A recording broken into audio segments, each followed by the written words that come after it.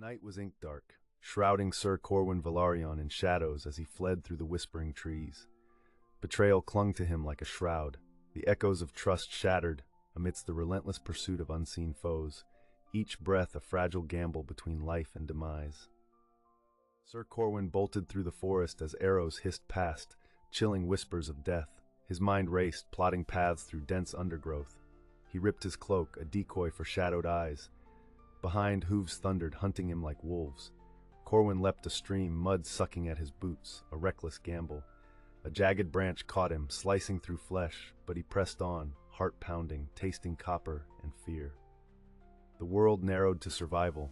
The oath to the Baratheons, a distant echo, as the chaos closed in, the night alive with the thrill of desperate flight. A new dawn beckoned. Under the warped eaves of a forgotten inn, Sir Corwin Velaryon assembled allies and adversaries in equal measure around a table worn by time and secrets. The air was thick with smoke and tension, punctuated by the clink of mistrusted armor and the uneasy shuffle of feet. Across from him, Sir Arnulf, the grizzled sellsword, eyed Corwin with the scrutiny of a hawk. "You dance with vipers, Velaryon," Arnulf spat, lips curling in disdain as he toyed with his cup of bitter ale. "Yet expect not a bite." The room thickened with a silence that bruised. Lady Talia Blackwood, cloaked in shadows and whispers, leaned forward with a smile as sharp as a dagger's edge. "Oaths are but parchment here," she purred, fingering a black pearl that hung from her neck like a promise. Corwin met her gaze, steel and vulnerability entwined. "I need truth, alliances, not these games," he replied, voice edged with a world-weary resolve. Yet the faces surrounding him blurred with schemes and desires, each waiting to see if he'd falter. In Westeros there were no friends, only shadows of friendship, shifting echoes in a hall of mirrors, where one false step unfurled a tapestry of betrayal. Under a relentless sun, Corwin's thoughts drifted to Dragonstone's shadowed halls, where treachery seeded his fate. Whispers of a hidden heir had birthed his downfall, his loyalty tethered to secrets entwining bloodlines and oaths. In the heart of rebellion, he had chosen brotherhood over blood, yet the betrayal of kin whispered eternal. Each wound bore the weight of choices, of an oath sworn to save a kingdom, while forsaking a lineage yearning for vengeance. As dusk settled, a raven circled overhead, an omen of the past clawing its way back, demanding reckoning amid chaos and crowns. The moon hung low, a silent witness to betrayal festering beneath the stars. Sir Corwin Velaryon found himself encircled in the stillness of the forest, the air sharp with betrayal's aroma. Sir Arnulf approached, smile twisted with triumph. "It's whispered you've grown fond of those Baratheon pups," Arnulf drawled, flinty eyes hard as iron. Corwin's blood ran cold, realizing the sellsword's loyalty had a price.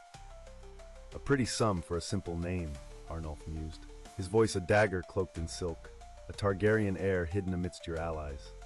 Lady Talia emerged, moonlight glinting on steel, her betrayal a hot brand searing Corwin's soul. "Blood is but ink, sir. We find new quills," she said, voice honeyed, yet edged with triumph.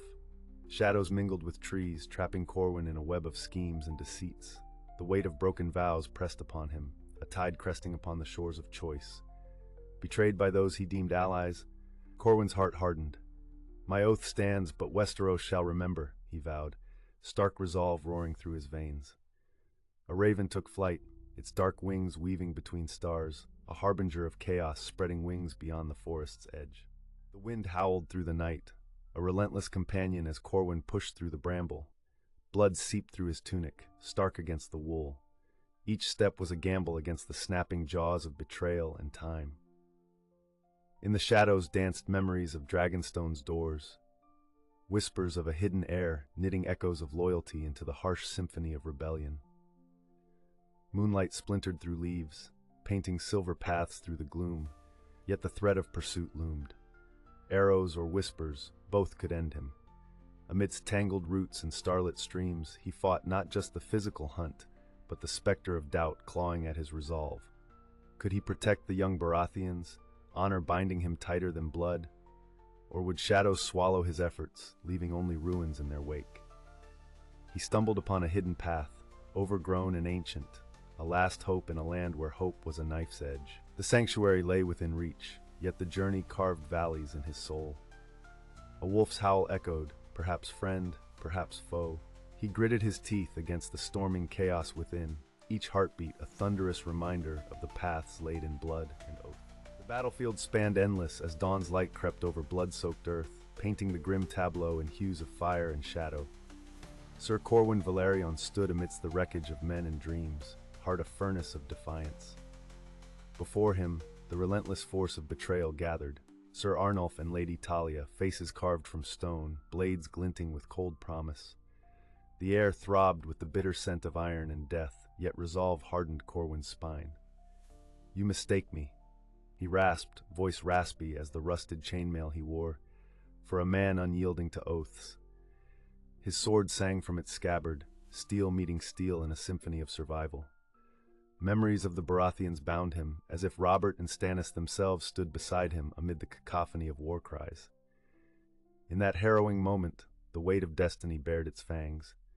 Arnulf lunged, blade seeking Corwin's heart, only to meet the precision of a man fighting for more than his life. Lady Talia circled, poised like a serpent, yet the clash rang true, an oath etched in blood.